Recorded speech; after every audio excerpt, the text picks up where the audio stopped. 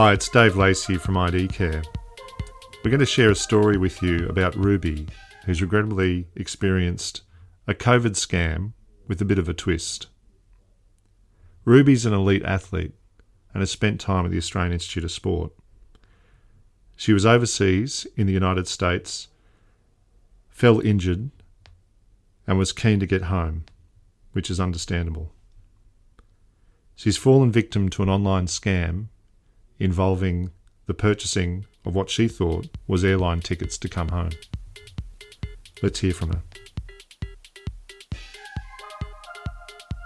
So what happened, I was over in America and I just searched up I just searched up tickets from America to Australia, and I clicked on a Delta website, and then it had an extension number which I called, and then the person I called gave me their extension number to personalise call it to them, and I'd been ringing that one ever since.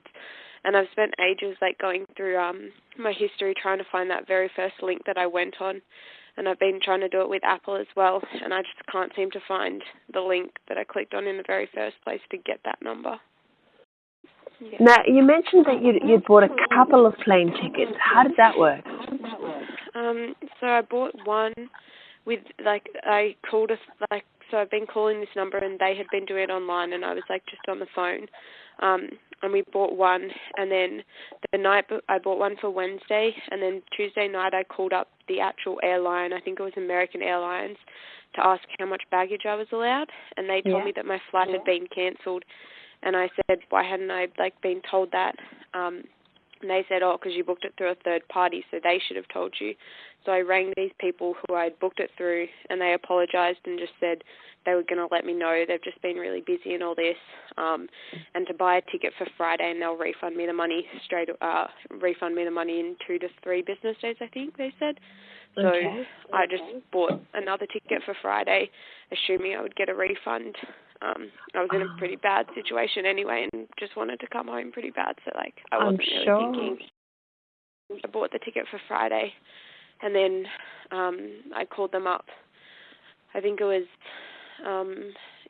maybe Thursday night, and they had found another new ticket that was on Friday morning earlier, and I wanted to get out as quick as I could, so they told me that they would refund me for Friday's afternoon ticket and just change it to the morning, and I'd just have to pay an extra, I think it was a couple thousand.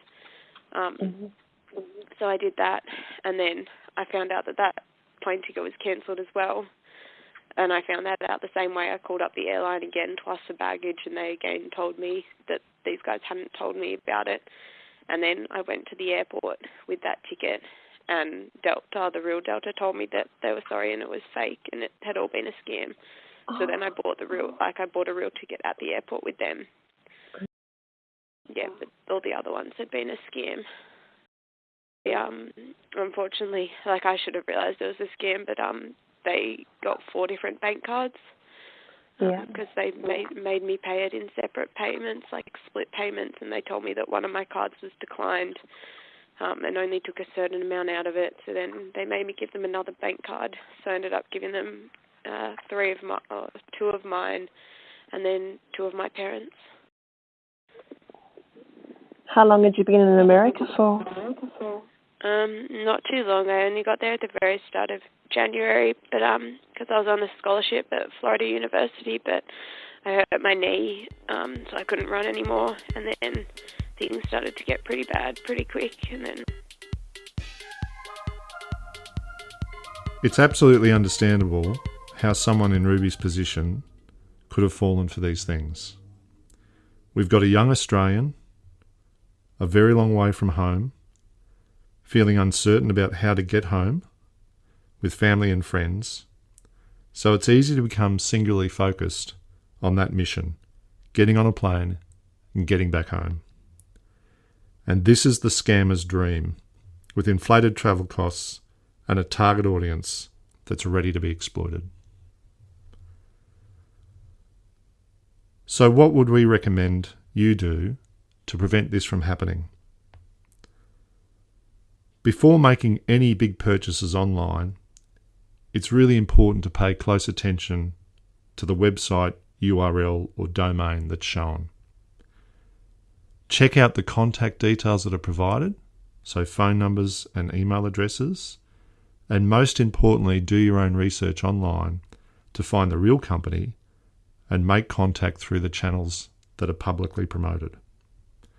Use the power of the online community to see whether there are similar stories that are being shared and similar events that point to these things being a scam. The reality for Ruby is that she's got obviously the financial hit in paying for tickets that don't exist, paying again for the real ticket, but also the exposure of personal and credential information, which can be the sting in the tail. We know at IDCARE, when passports are exposed, that these are a very key credential that criminals use to exploit to commit identity crimes. And these can range from the creation of new bank accounts, the applications for loans, and the acquisition of mobile phone accounts in people's name.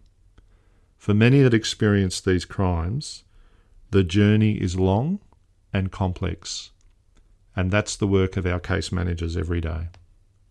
If you experience these things, then we encourage you to visit idcare.org and book in a time with our case manager to talk through the risks and the response options available to you.